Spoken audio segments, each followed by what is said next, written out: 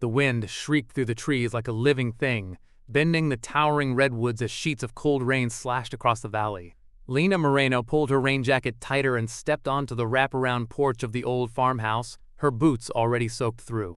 The storm had come in fast, unexpected, and brutal, like most things in her life lately. It was her first winter alone on the orchard, after her grandfather passed away the previous spring. The once thriving apple farm had fallen into disrepair, and Lena, a former high school art teacher from San Francisco, had thrown herself into restoring it, not just for the sake of income, but because it was the last place that had ever truly felt like home. The valley was quiet, too quiet most days, but that night, something was different. As the wind howled through the trees and slammed against the house, a low growl rose from under the porch. Scout, her grandfather's old German shepherd, stood at full alert, teeth bared, ears perked toward the distant slope behind the barn. "What is it, boy?" Lena asked, heart quickening. Scout rarely reacted to wildlife. Coyotes were common but never fazed him. This was something else, something unknown. She grabbed the flashlight from the kitchen drawer and the .22 rifle her grandfather had insisted she keep near the door, just in case. Lena didn't believe in shooting unless it was a last resort, but she also knew better than to be naive this far from town. The rain came down sideways as she made her way toward the back orchard shed, the beam of her flashlight slicing through the dark like a sword. The shed had been boarded up since summer, but the door was swinging gently open now, creaking against the wind.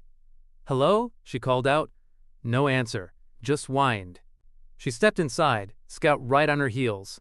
The scent hit her first, mud, wet wood, and blood.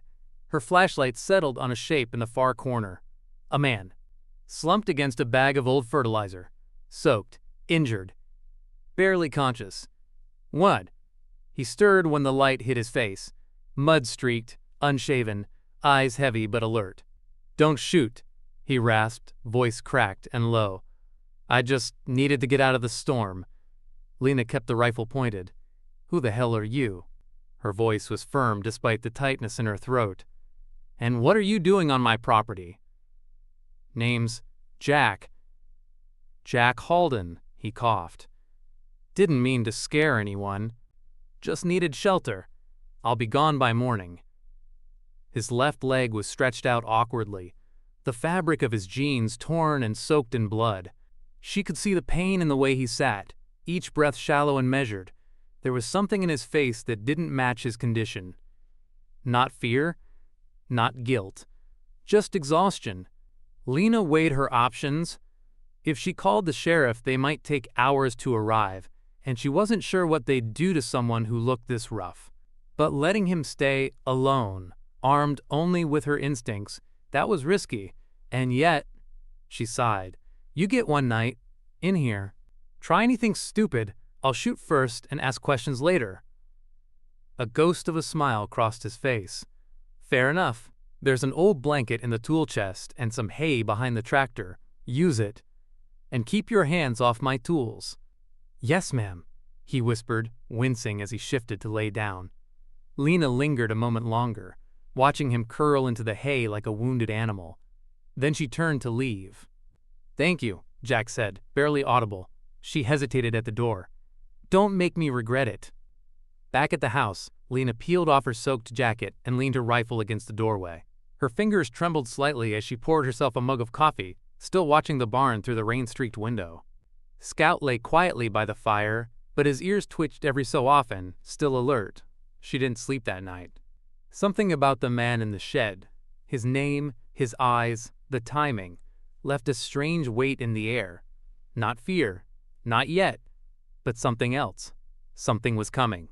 And Lena knew, deep in her gut, that storm wasn't the only thing that had arrived in Redwood Valley that night. The morning sun broke through the clouds like a shy apology, casting long amber streaks across the muddy rows of apple trees.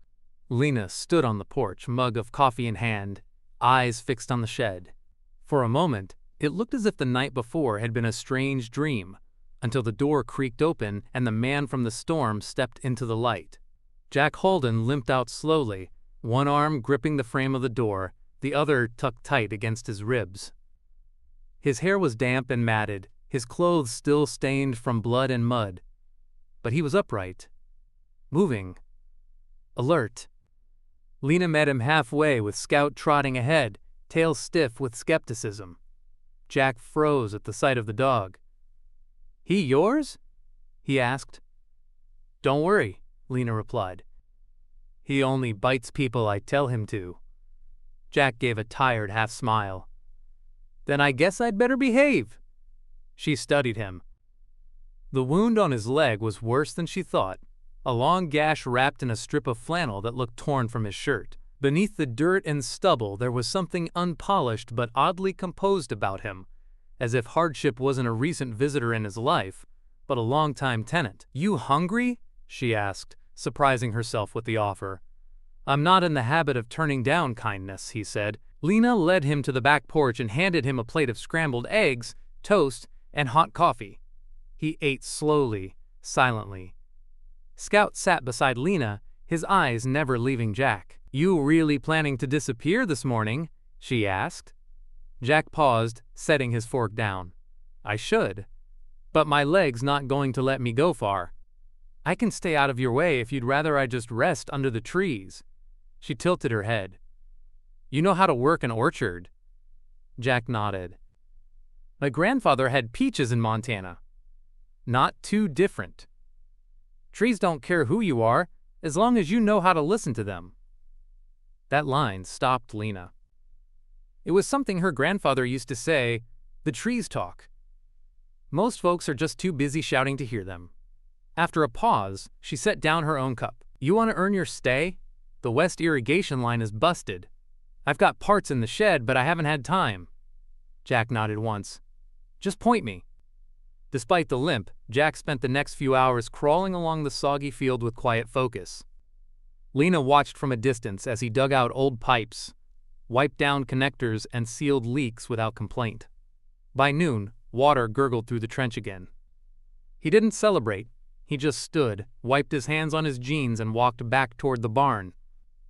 Later, while gathering fallen branches near the old storage barn, Lena noticed something strange. A leather pouch lay just beneath the half-buried tarp beside Jack's sleeping area. It looked like it had been hastily tucked away. Curiosity overrode her sense of privacy, and she opened it. Inside was a weathered map, hand-drawn over a faded satellite image. Property lines crisscrossed the page in ink. One section, near the northern ridge, was circled in red. It read, "Halden Ridge, 2,430 acres. Initials E.H., Edward Halden, perhaps?" She heard a shuffle behind her and quickly turned. Jack stood there, his expression unreadable. "You weren't supposed to find that," he said quietly. "You're not just passing through, are you?" Jack looked away for a moment. When he spoke again, his voice had lost all of its earlier calm. "My family had land here. My grandfather's name was Edward Halden. He was born in this valley, before it was carved up and sold piece by piece. That map, that's what's left, the part they never managed to take." Lena frowned. "And they are?" "My half-brother," Jack replied, voice tight. "Colton Halden, real estate tycoon, smooth talker, knife in your back kind of man. Took everything he could with contracts, lawyers, and fake debts. I got this piece of the land back in court, but by then I had nothing left to fight with. No money, no allies." "You're running from him," she said. He didn't deny it. Lena felt the weight of it settle in her chest. This wasn't just a drifter looking for shelter. Jack Halden was a man unmoored, cut loose by betrayal, drifting in search of something solid. And now he was here, on her land, with scars deeper than his bandaged leg. "I'm not here to cause trouble," he said. "If it makes you uncomfortable, I'll be gone by tomorrow. Just needed somewhere quiet to think." Lena held his gaze. "I've got trouble enough on this orchard, but if you want to work, fix things, and not lie to me, I don't see a reason to send you packing." For the first time, his shoulders dropped slightly. "Thank you," he said. "Don't thank me yet," she replied. "You're sleeping in the tool shed again tonight, and if I find one wrench missing, I'll let Scout bite me," Jack finished, smiling. That night, the storm had passed, but the orchard remained shrouded in mist. Lena sat by the kitchen window, the map still on the table in front of her. Jack had returned to the shed without protest. The land he'd once called home was still real, still claimed by him, even if barely. And somehow, some way it was crossing with hers. Outside, The redwoods stood still as sentinels beneath a velvet sky. And in that quiet space between rain and morning, something began to root itself not in the soil, but in her heart. Lena's stomach clenched. Miguel stepped out of the side barn with a shovel in hand, narrowing his eyes at the vehicle. Scout growled low from the porch. Two men exited the SUV. One wore a tailored coat far too expensive for the mud beneath his feet. His hair was perfectly styled, and his smile was as practiced as a politician's. "Evening," he said.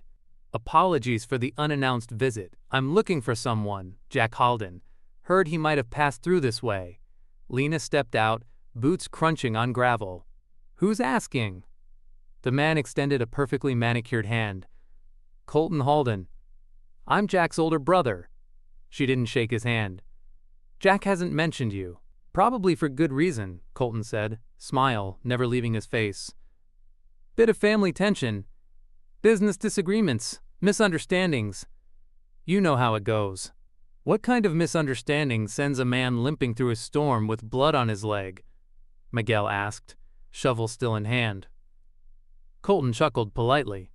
"Dramatic types always paint themselves as martyrs. My brothers had a difficult time adjusting to reality." Lena's eyes narrowed. "And reality is what? You own everything and he owns nothing?" Colton didn't blink. "Reality is that land he's carrying around like a badge? It's under legal dispute. I've got attorneys ready to file for injunctions based on mental instability, fraudulent claims, stuff that doesn't play well in court, you understand." Miguel stepped forward. "And you brought two goons with you for a polite legal conversation?" Colton waved a hand. "Just security. The valley's not exactly safe, I hear." Lena folded her arms. "Jack's not here." Colton tilted his head. "Is that so?" "That's what I said." There was a long silence. One of Colton's men shifted, resting a hand near his waistband. Finally, Colton sighed. "Well, shame. I was hoping we could settle this peacefully. Maybe I'll hang around town a few days. You know, check out the valley. Heard there's still some prime acreage around here." He tipped his head mockingly. "Have a good evening, Miss Moreno." And then he was gone. The SUV rumbled down the road, kicking up a trail of dust behind it. Lena didn't exhale until the taillights disappeared past the bend. That night, she found Jack in the equipment barn, sitting on an overturned bucket, wrapping his leg again with slow, practiced hands. He looked up as she entered, saw the storm in her eyes, and didn't bother asking. "They found me," he said simply. "You didn't tell me you had a brother." "Didn't think I needed to." Lena sat across from him. "He said you're unstable, that the land is under legal fire." Jack let out a breath. "Colton has deep pockets and dirty tactics. He'll say anything if it means controlling the narrative." "Why now?" "Because I stopped running," Jack replied. "And he doesn't like losing." Lena was quiet for a long moment. Then she said, "You're not going anywhere." "Lena, you heard me. This is my land, my rules, and you're not alone anymore." Jack stared at her. She met his gaze, unflinching. Outside, the wind picked up again, rattling the tin roof. But for the first time in a long time, Jack didn't feel afraid of the storm. The wind returned after midnight. It wasn't loud, not at first. Just a low, creeping murmur sliding through the redwoods like a warning whispered in leaves. Lena sat upright in bed, eyes adjusting to the darkness. Scout, who usually slept curled at her door, was growling, a deep, guttural sound that rumbled in his chest like distant thunder. Then came the first gunshot. Sharp, echoing, close. Lena's heart slammed into her ribs. She was on her feet in seconds, her fingers grabbing the old hunting rifle from beside her dresser. No hesitation, no shoes. Just adrenaline and fear. Another shot rang out, closer this time, followed by shouting. A struggle, a crash of something wooden shattering. Lena raced out the door barefoot, her nightshirt soaked immediately by the mist hanging over the valley. The equipment barn loomed in the dark like a wounded beast. Its side door hung crooked, swinging open and closed in the wind. Inside, she saw chaos. Jack was on the ground, his shirt bloodied, his face bruised. 3 men stood over him, one pressing a heavy boot into his chest, another rifling through his duffel bag, and the third holding a pistol. "You should have stayed gone, Halden," the man above him snarled. "You and your damn grandfather's name. All you're doing now is wasting time before we bury this whole fight." Lena didn't hesitate. She lifted the rifle. "Let him go," she shouted. Her voice cracked, but the steel in it rang louder than the wind. The man with the pistol turned, smirking. "Look what we have here. The orchard girl thinks she's a cowboy." Lena kept the barrel trained on him. Her hands shook, but not enough to matter. She'd never fired this rifle at a man before. But tonight might be the first. Imagine. Then, before anyone else could move, another shot rang out. Not hers. Not theirs. From somewhere behind the barn. Heavier. Louder. Shotgun. The man rifling through Jack's bag dropped, screaming, his arm shredded from a shell of rock salt and buckshot. The others spun around, eyes wide. From the dark stepped Miguel, calm as death, a 12-gauge leveled at chest height. His face was stone, his stance immovable. "You've got 3 seconds," he said coldly, "to get the hell off this land. Next round goes through your damn lungs." The man with the boot faltered. We were just..." "One!" They ran, dragged the screaming man between them, slipped in the mud, swore, fled into the night, swallowed by trees. Lena dropped to her knees beside Jack. "Jack! Jack! Are you okay?" "I'm fine," he groaned. "Just got headbutted by a size 12 boot." Blood trickled from his temple, but he was breathing, conscious, alive. Miguel walked over, never lowering the shotgun, and crouched beside them. He pulled a bandana from his back pocket and began dabbing at the wound on Jack's forehead. "Didn't think I'd be patching up a Halden in my barn," he muttered. "But here we are." Jack blinked. "You came back for me." Miguel didn't look at him. "Don't get sentimental, son. You were about 10 seconds from becoming fertilizer." Lena laughed, the sound high and tight with relief. Then she collapsed beside Jack in the straw, letting herself breathe again. Later that night, the three of them sat around the kitchen table, the silence between them punctuated by the soft tick of the wall clock and Scout's breathing on the floor. Miguel poured coffee into chipped ceramic mugs. "You should have told us who your brother was," he said to Jack. "I didn't think you'd believe me." "You're right," Miguel replied. "I wouldn't have." He leaned back, arms crossed, eyes sharp. "But I saw the way you wrapped that busted irrigation line like it was worth gold. And the way Lena looks at you. So, I changed my mind." Lena's cheeks flushed. Jack looked down at the mug in his hands. "Colton won't stop." "You know that, right?" Miguel nodded. "Then we don't stop either." Jack blinked. "We?" Miguel stood and stretched his back with a grimace. "You bled in my barn and didn't shoot back when you could have. That means you've either got guts or grace. Either way, we work with that." Lena stared at her uncle. Miguel looked at her. "If you trust him, so do I." She nodded slowly. "I do." There was a silence after that. Not awkward, not heavy, just real. Jack finally whispered, "Thank you."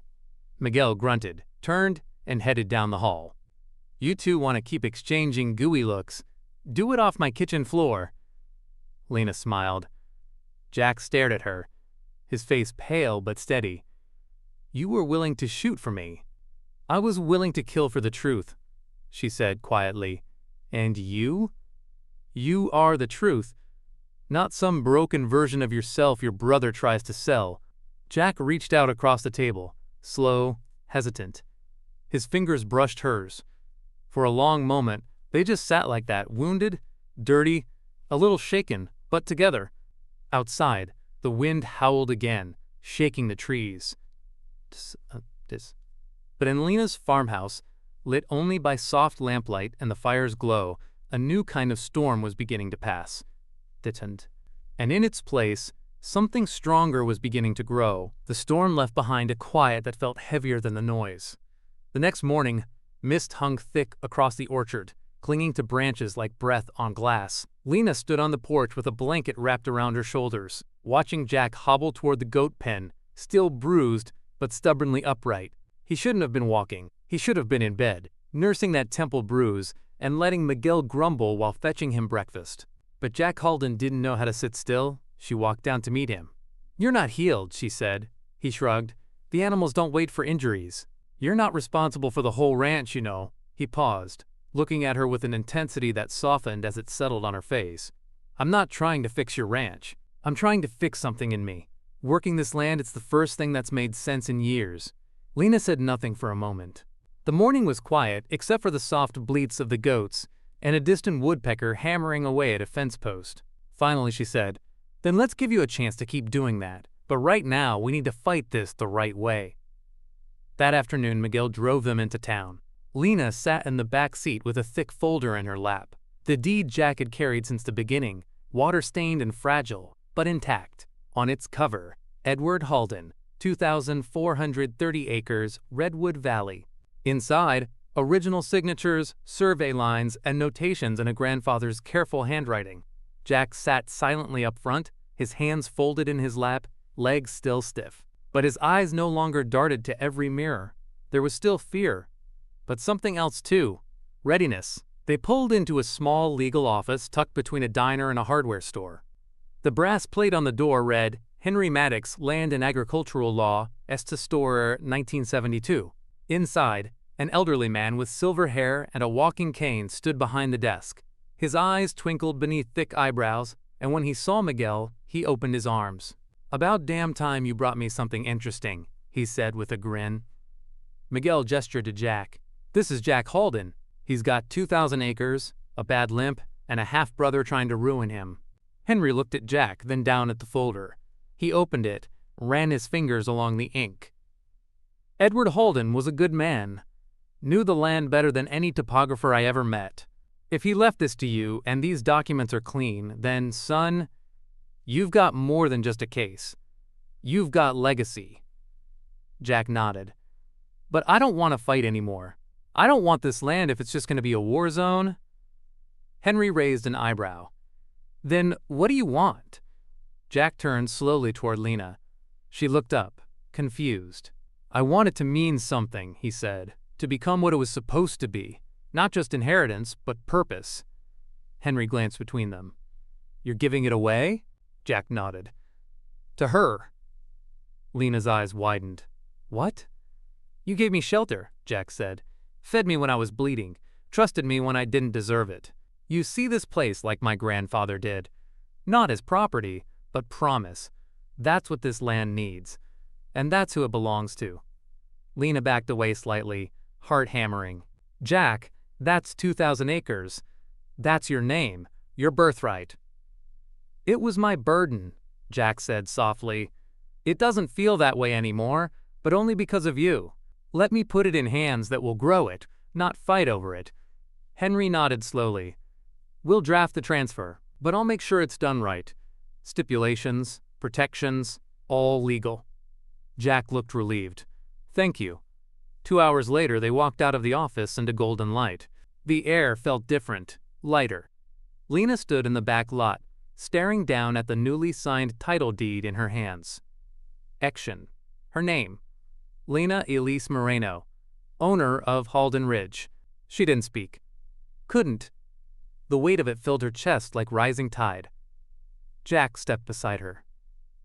"Beas." "I don't know what to say," she whispered. "Then don't," he replied. "Just build something with it." She turned to him. "You really don't want to go back?" Jack looked out toward the valley. "There's nothing left to go back to." He turned back to her, eyes steady. "But if you're asking whether I want to stay," she felt her breath catch. The answer was already written on his face. "I do," he finished. For a moment, the past and future stood still between them. Just two people, tangled in history, unspoken promises, and a choice that felt like destiny. Lena reached out and took his hand, firm and certain. "Then stay." They stood like that under the redwood sky, surrounded by open road and fresh paper, a signed deed fluttering in the wind between them like the beginning of something unshakable. And back at the orchard, Scout waited on the porch like a sentinel, the house behind him glowing warm with a new kind of welcome. Spring came early that year. By late March, the orchard had transformed. Apple blossoms unfurled in clouds of white and soft pink, covering the trees like a blessing whispered from the sky. The land, once quiet, overgrown, and wounded, now hummed with life. And at the center of it all stood Lena, sleeves rolled to her elbows, clipboard in one hand, and Scout trotting loyally beside her. Monsieur. The name on the gate had changed. Redwood Haven. Miguel carved it himself from an old oak plank and mounted it on the arch above the entry path. Beneath the title, he added a smaller sign, burned into the wood with care. Where the broken come to grow again. The transformation didn't happen overnight. There were days the well sputtered, days the fence collapsed again after a rainstorm, and more than once a delivery was late or a permit caught in legal snags. But they endured, because now it wasn't just Lena and Jack. Word had spread. A retired Army sergeant from Eureka called asking if he could volunteer, said someone told him the orchard had become a place where quiet work heals loud memories.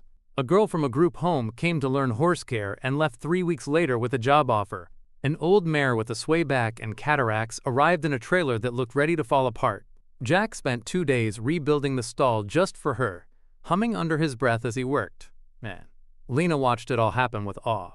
Her vision was no longer just survival. It had grown roots, spread wide, become a refuge. She taught riding lessons again, this time not to suburban kids in helmets, but to veterans and runaway teens. Miguel, despite pretending to hate kids, started carving wooden animals and gifting them to the newcomers. Scout, now with gray around the muzzle, became the unofficial greeter of the ranch, sleeping on porches and licking the hands of anyone who looked like they'd lost something. And Jack Halden changed more than anyone. He was clean-shaven most days now, his limp nearly gone. He still preferred early mornings and quiet corners, but his laugh came more freely. He fixed what was broken. Fences, tools, people. He didn't talk much about his brother or the land he'd given up. He didn't have to, because in the way he spoke to the horses, in the way he looked at Lena when she thought no one noticed, you could see it. And he dihi nachtes. This place wasn't his burden anymore. It was his redemption. Nachten, Liqua Pajak Spirov. One night in late spring, after a long day of sorting seed deliveries, Lena stepped out to find the porch light off and the main gate ajar. A soft breeze carried the scent of pine and turned the grass into rippling silver waves. Jack stood near the paddock, looking out over the land, his hands in his pockets. She joined him in silence. "It's funny," he said after a while, "when I signed that land over, I thought it would feel like a loss. But now?" Lena glanced at him. He smiled gently. "Now I feel like I finally know what it was meant for." She reached down and took his hand. "You didn't lose anything, Jack. You just passed it on. And together, we built something better." They stood there for a long time, listening to the wind, the creak of the barn, the low nicker of horses bedding down for the night. Behind them, the house glowed with warm light. Inside, 2 teens sat playing chess, one of them wearing Miguel's old hat. Scout snored in front of the fire. A slow song hummed from the old radio in the kitchen, one of Lena's mother's favorites. Jack looked at her again, eyes soft beneath the stars. "Do you think your grandfather would have approved?" Lena smiled. "He would have given you hell at first, but then he would have handed you a shovel and called you son by the end of the week." Jack chuckled. "Then I'm glad I stayed." She rested her head on his shoulder. "Me too." From the highest hill above the ranch, the redwoods stood watch. Silent giants, older than memory, witnessing the rebirth of a forgotten homestead. Where once there was only pain, now there was rhythm. Where once there was only loss, now there was laughter. And where once a man had come seeking shelter, he had found a home instead. The proposal came on a Tuesday. There was no grand speech, no hidden photographer, no candlelit dinner under the stars, just Jack, Lena, and the land they had mended together. He asked her beneath the old sentinel redwood at the northern ridge, the tallest tree on the property, the one that had withstood lightning, fire, and wind. It was the place where Lena often rode alone to think, and where Jack now stood waiting, a small wooden box cradled in his hands. Lena dismounted and tied her horse to a nearby post, brushing dust from her jeans. "I thought we were just checking the fencing up here," she said, brow raised. Jack smiled, a little nervous. "We are, but I also brought something." He opened the box slowly, revealing a simple silver ring. Inside the band, engraved in tiny script, were 5 words. Home is where you stay. Lena's breath caught. Jack stepped closer. I don't have a speech, he said softly. I don't have a 5-year plan, or a perfect future mapped out. But I have this land, I have a cleared name, and I have a heart that never beat right until it found you. Lena's eyes shimmered. I don't need a church or a crowd. I just need your hand in mine, Jack said, for as long as the sun keeps rising over this valley. She didn't answer. She just dropped to her knees in front of him and wrapped her arms around him, burying her face into his neck. Her voice cracked as she whispered, Yes, yes, of course. They stayed like that for a long time, held together beneath the tree that had seen more years than either of them could count. The wedding was held a month later, at dusk, in the pasture behind the barn. Soria. There were no tuxedos. No cathedral. Just wildflowers, a handmade cedar arch that Miguel and 2 of the teens had built themselves, and a crowd of people who had become more than community. They had become family. The horses stood near the fence line, as if watching. Scout, old and dignified, sat at the edge of the aisle, a blue ribbon around his collar. Lena wore a simple white dress that used to belong to her mother, paired with her worn boots. Jack wore a dark vest over a clean shirt and jeans, the silver ring tucked safely in his vest pocket. Miguel walked her down the aisle, his limp more noticeable than usual, his eyes unusually red. When he handed her hand to Jack, he leaned in and whispered, If you ever stop loving her, I'll shoot you. Twice. Jack grinned. Understood. Their vows were short, honest, raw. I've known loss, Jack said, but in you I found something that never leaves. You gave me back more than land, Lena replied. You gave me roots. When they kissed, Scout barked, loud and clear, startling everyone into laughter. It felt like a blessing from the land itself. As the sun dipped behind the trees and the sky turned to gold, they danced in the grass. Just them, barefoot, twirling in the twilight. Their guests joined, clapping to the music played on a fiddle and guitar borrowed from a neighbor. It wasn't polished. It wasn't perfect. It was real. Later that night, Jack and Lena sat on the swing Miguel had built on the back porch. A quilt was draped over their legs, the stars blinking above them like old friends. You nervous? Lena asked. Jack shook his head.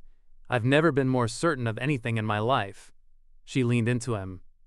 Even if things go wrong again? They will, he said. But this time, I'm not alone. From inside the house came the murmur of conversation and laughter. Miguel teaching someone how to cheat at chess. A teenager reciting a poem they'd written. The clink of cups being washed. Lena looked out over the orchard, at the silhouette of the barn, at the soft glimmer of porch lights from nearby cabins that now housed second chances. She turned to Jack. I used to think love was something that came crashing in. Fireworks, sparks, the kind of thing you feel in your bones. Jack raised a brow. And now? Now I think it's like soil. You care for it, turn it over, wait for it to grow. And then one day, there it is. Something blooming right where you never expected. Jack smiled. And in the quiet, and the comfort, and the warm heartbeat of a home they'd built together, they stayed. Not because they had nowhere else to go, but because they finally knew where they belonged. A year passed, and with it came the kind of transformation that didn't just change a place, but rewrote its very meaning. Redwood Haven had once been a quiet orchard on the edge of collapse. Now it was a humming sanctuary where laughter echoed in the hills and the scent of fresh earth mixed with wild chamomile. The land had bloomed, but more importantly, the people had too. The barn was rebuilt with new timber and wide double doors.